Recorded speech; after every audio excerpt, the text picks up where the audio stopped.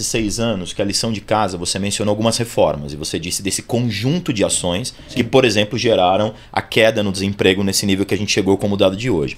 E aí o André Silva de Carvalho colocou uma questão que eu já separei aqui para a pergunta, mas eu vou colocar por ele para a gente chamar o nosso telespectador aqui. Ó. Vamos lá. Ainda precisamos de reforma tributária, administrativa e, quem sabe, talvez um sonho, reforma política.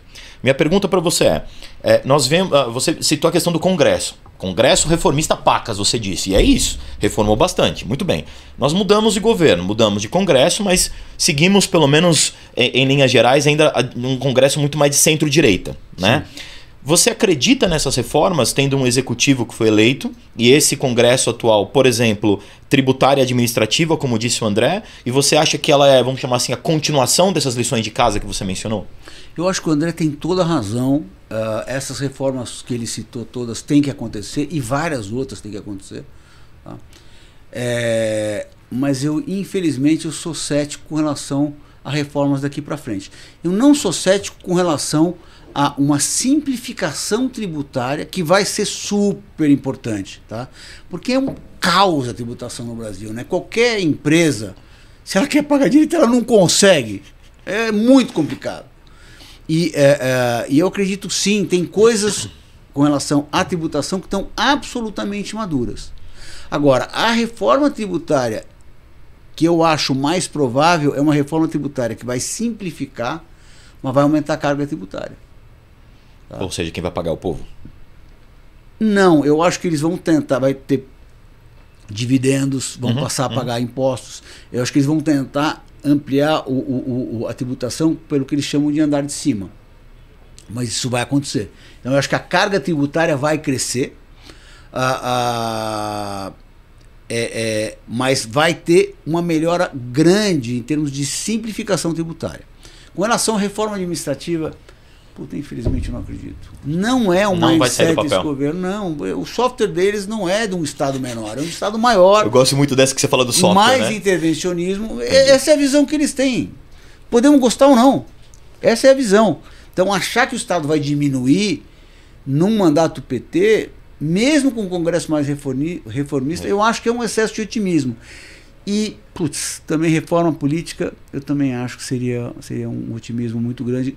Eu infelizmente não acredito, embora eu acho que seja muito importante, realmente.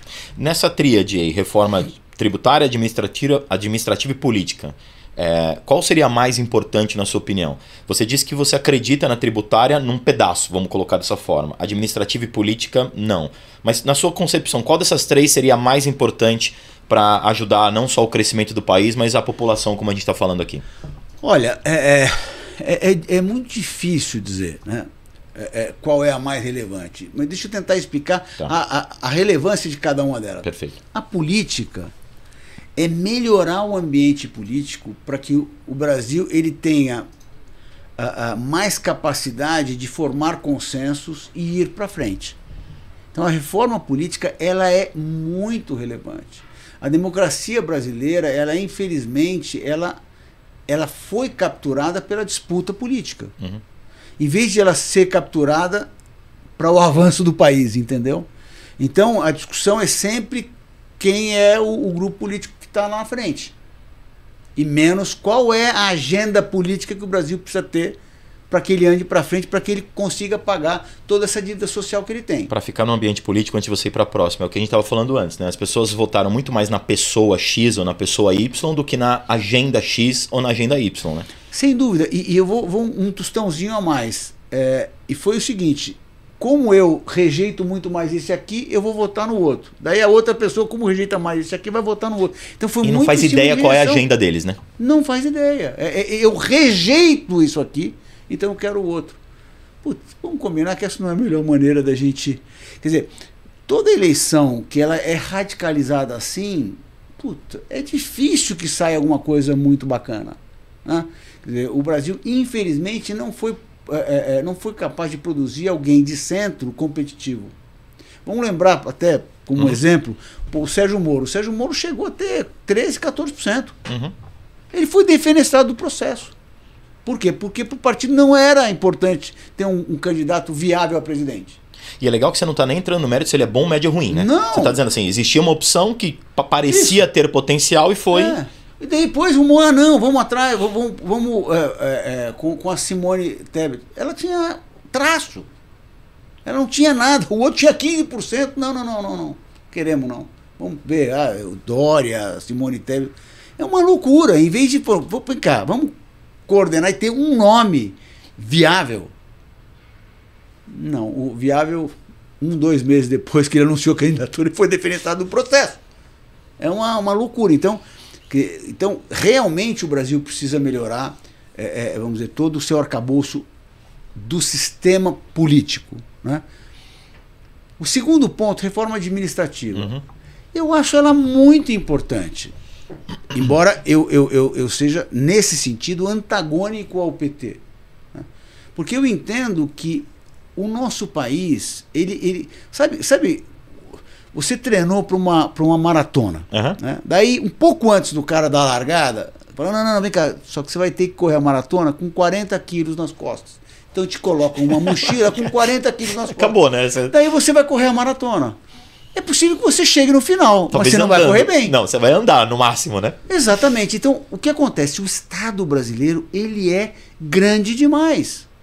Vou dar um exemplo. México ou outros países semelhantes, emergentes. Qual é a carga tributária desses países? É 20 e poucos por cento.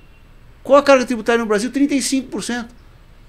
Pô, é 70% a mais do que o outro. Não tem condição. Não tem. É mais caro para cada brasileiro poder pagar esse Estado. E vamos combinar que o Estado aqui não provém muito mais serviços do que nesses outros lugares. Não é isso que está acontecendo. Então nós pagamos o custo de país desenvolvido e temos serviços de país de terceiro mundo.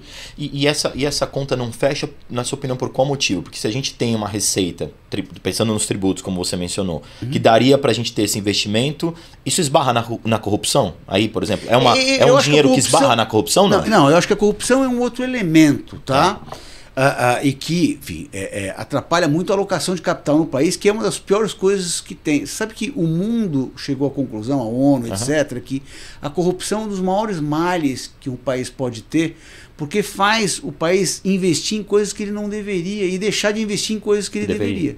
Por isso, um combate muito grande no mundo à corrupção. Né? A corrupção, eu acho que é um outro elemento, mas não é o gigantismo do Estado. Hoje você tem empresas que não fazem mais nada e tem 2 mil, 5 mil, 10 mil funcionários na área pública. Por quê? Porque não pode mandar um cara embora. Então você não tem eficiência, você tem gastos. E o Brasil, infelizmente, ele sempre pensou que para melhorar o país ele precisa gastar mais. Gente, gastar mais nem sempre é a solução. Porque quem falou que o dinheiro chega aonde ele tem que chegar? E também como ele tem que ser usado, né? A gestão desse dinheiro. Eu falo isso às vezes em educação, né? Tem gente que fala assim, tem muito investimento em educação pensando em percentual de PIB. E tem mesmo, você sabe disso melhor do que eu. Verdade. Só que a gestão desse dinheiro na ponta é complicadíssima. Acho que tem a ver. Eu tenho um instituto, né? Que eu sou presidente do Instituto FEFIG, que é focado em educação. Qual é o nosso trabalho? É fazer com que o dinheiro chegue na criança. Esse é o nosso trabalho. Porque já tem muito dinheiro. Então a gente faz um esforço enorme para ajudar o setor público a que o dinheiro chegue na criança. Através de alfabetização e vários outros programas. Mas assim, voltando. Então, nós temos um Estado que é grande demais. Governar é escolher. Eu vou escolher o gasto mais prioritário e vou reduzir o gasto menos prioritário. Não é o que se faz no Brasil. No Brasil vem uma PEC de 200 bilhões que pode explodir o país porque precisa ajudar o social. Claro que precisa. Agora, vem cá, por que a gente não diminui do que é menos prioritário e coloca no mais prioritário? Essa é a boa forma de governar e não toda hora, porque o que vai acontecer? Vai pedir mais dinheiro, vai gastar mais, vai ter que fazer o quê? Vai ter que subir a arrecadação. Então, de novo, aquela mochila de 40 quilos vai ter 45 quilos. Como é que você vai chegar ao final da prova? Não chega. Não chega.